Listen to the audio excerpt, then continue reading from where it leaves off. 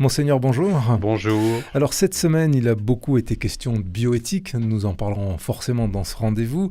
Et puis vous participez en cette fin de semaine au congrès Mission. Et dimanche, vous présiderez l'installation du doyenné Ouest. Ce sera à l'église de Bassac avec des confirmations. Nous dirons un mot évidemment aussi sur cet événement diocésain en ce début, en cette rentrée 2018. Donc la bioéthique, on en parle beaucoup. Il y a beaucoup d'aménagements ont été annoncés déjà.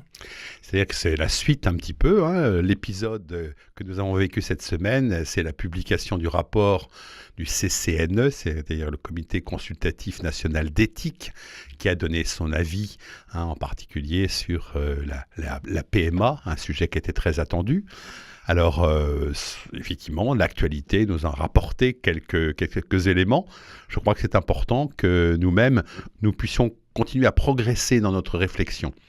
Alors, la semaine d'avant, l'Église de France, il y avait une petite commission chargée de bioéthique, a publié une petite lettre qui s'appelle « La dignité de la procréation ». On retrouve une synthèse sur le site qui doit être publiée largement et qui permet de montrer que l'affaire n'est pas si simple quand même.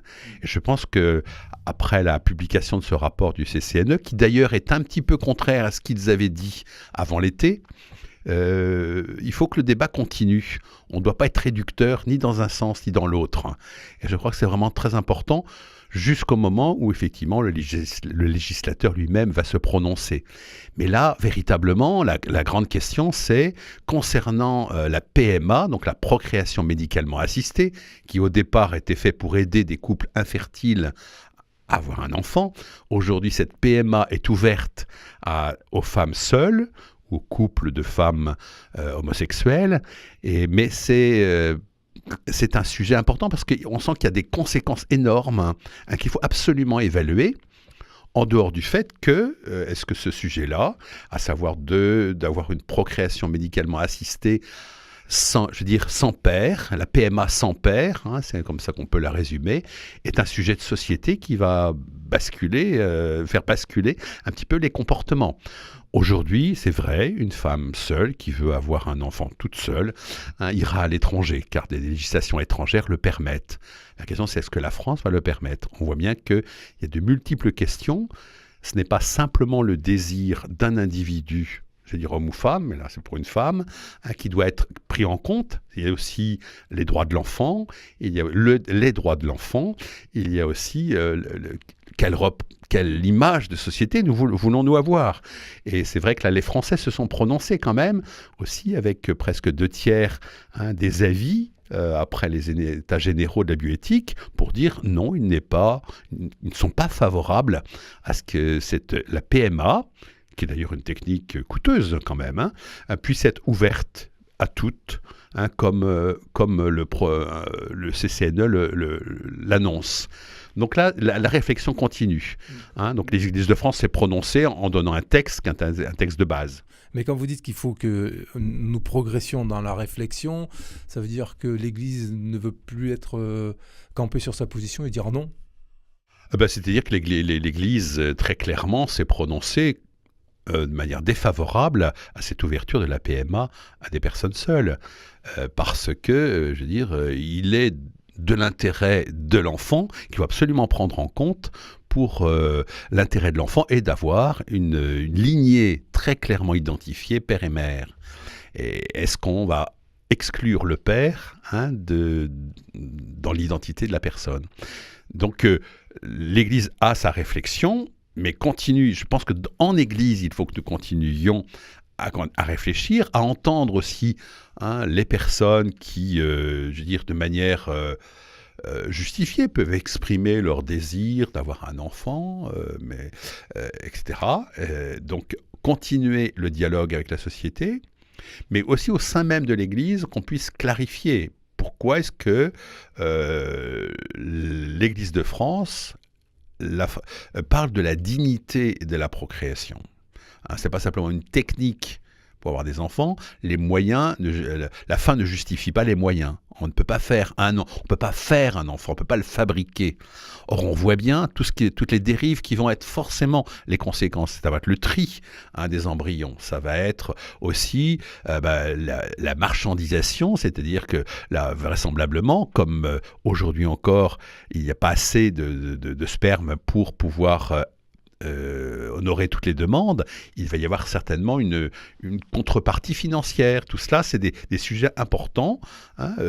Mais quelle société voulons-nous pour demain et surtout, que voulons-nous offrir à la génération suivante ? Monseigneur, en cette fin de semaine, vous serez au congrès Mission. Ce sera à Paris. Oui. Là, vous participez, pourquoi précisément ? Là, c'est un congrès qui a lieu donc ce week-end, depuis vendredi jusqu'à dimanche, qui est ouvert à tous pour pouvoir un petit peu partager des initiatives missionnaires. Alors on est d'autant plus intéressés que nous-mêmes, nous avons défini des axes missionnaires et qu'on souhaite qu'il y ait beaucoup de créativité. Alors la créativité, ça peut parfois être s'enfermer chez soi et se mettre la tête entre les mains et réfléchir, ou réfléchir à plusieurs. Et puis là, il y a aussi des expériences. En fait, c'est d'une certaine manière un partage d'expériences qui a lieu pendant ces 3 jours. Alors moi, j'interviens en ce samedi à une table ronde avec l'évêque de Gap et l'évêque d'Orléans, Jacques Blacard, bien connu dans notre diocèse. Sur le titre, c'est « Évêque missionnaire ou gestionnaire de faillite ». Voilà, un vrai sujet. Et donc, comment, d'une certaine manière, je l'entends comme quelque chose de positif, à savoir comment est-ce qu'un évêque peut-il rester missionnaire avec tout ce qu'il a à gérer par ailleurs ? Vraie question. Et puis, donc, il y a multiples ateliers où les personnes, donc je pense qu'on est presque 10 à venir du diocèse, pour entendre ce qui se fait par ailleurs et avoir des bonnes idées qu'on va ramener ici. L'idée, c'est pas simplement de se former personnellement, mais d'être capable d'insuffler et d'entendre ce que les autres font pour reproduire ou adapter ce qu'on va vivre à la mode charentaise. Alors, pour ce qui est de la gestion de l'Église, il y a cet exemple du diocèse d'Angoulême de recentrer les doyennés, de n'en faire plus que 5 là où il y en avait 13. Et dimanche, vous installez le doyenné ouest à Bassac. On les fait naître, ces doyennés. Donc, c'est facile. Maintenant, il n'y en a que 5. Donc, dimanche prochain, donc ce dimanche, à Bassac, à 10h30, une messe qui rassemble tout le doyenné, un grand doyenné, puisque ça rassemble donc Cognac, Jarnac, Châteauneuf, Segonzac, voilà. Donc l'idée, c'est une messe, un rassemblement de tout ce doyenné, où les prêtres seront présentés entre guillemets, on les connaît, mais on voit l'ensemble des prêtres.